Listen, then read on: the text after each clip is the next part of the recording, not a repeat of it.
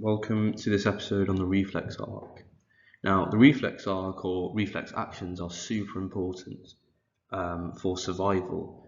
And if you see a question on the exam that talks about why are reflex actions arcs important, it's important to talk about that it protects us against harm. So it protects against harm, the danger,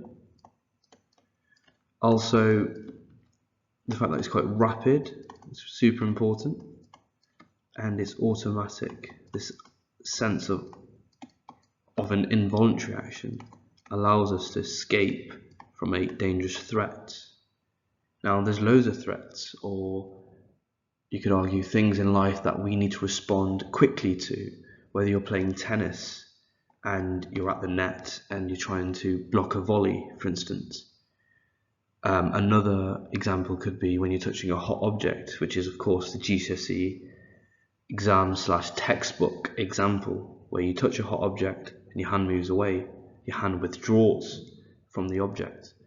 So the word we're looking for when it comes to external measures or things that we respond to is called stimulus.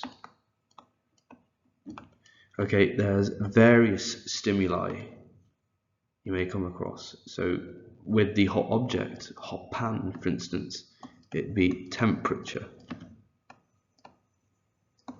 Let's say you're seeing a lion, I don't know, in the classroom or wherever you are, the lion, the actual vision of the lion, this could be your, stimulus, okay? So you've got temperature, vision, it could be pain, for instance, that would be your stimulus.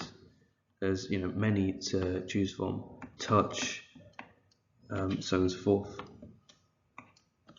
Now, what detects the stimuli is called receptors. Now, receptors, they detect stimuli, and there's a few examples to name. So in your skin, you could have thermoreceptors. Thermo referring to obviously heat, thermal energy, there's a link with the words.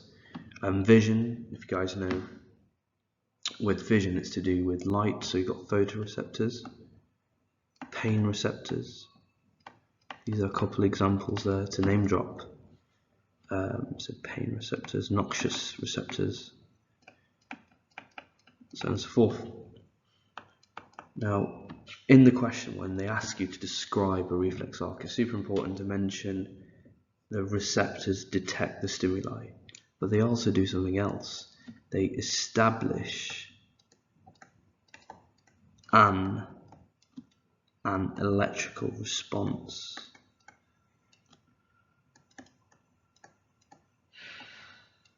Into which neuron, you may ask? Well, establishes an impulse into our sensory neuron.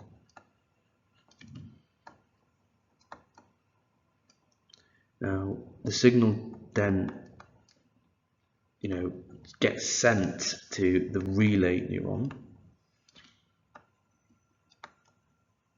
which in turn gets sent to the motor neuron.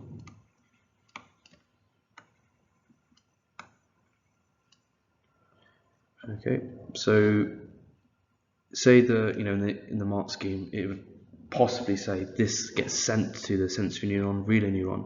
You could also say it synapses from one neuron to another. That works well because the synapses are the junction between the neurons. Now, what does the motor neuron do, one may ask? Now, going to the example about withdrawing your hand from a hot object, that movement away from the hot object was a muscle contraction.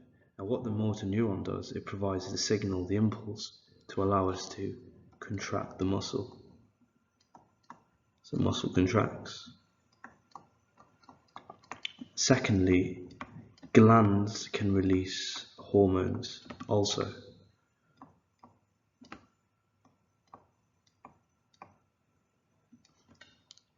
Take for instance, like with the lion example, you would have this bouts of adrenaline, this release of adrenaline, courtesy of the release of the glandular structure called adrenal gland. And the adrenal gland releases the hormone adrenaline for you to increase your heart rate, increase glucose respiration, to move away from the lion, for instance, the dangerous stimuli. So you've got stimulus receptors, these 3 neurons, and 1 and 2 here, muscle contraction and glandular hormonal release. These are examples of the effector response. Okay, in terms of a way to remember the chronological order of these neurons, you could say SRM, super rich motors. That's the one I've used in class before. Super sensory relay being rich, and then motor referring to the motor neuron. But it's super important that it's in this order. Okay, so that's reflex action, reflex arc in a nutshell. Thank you for listening, and please like, comment and subscribe.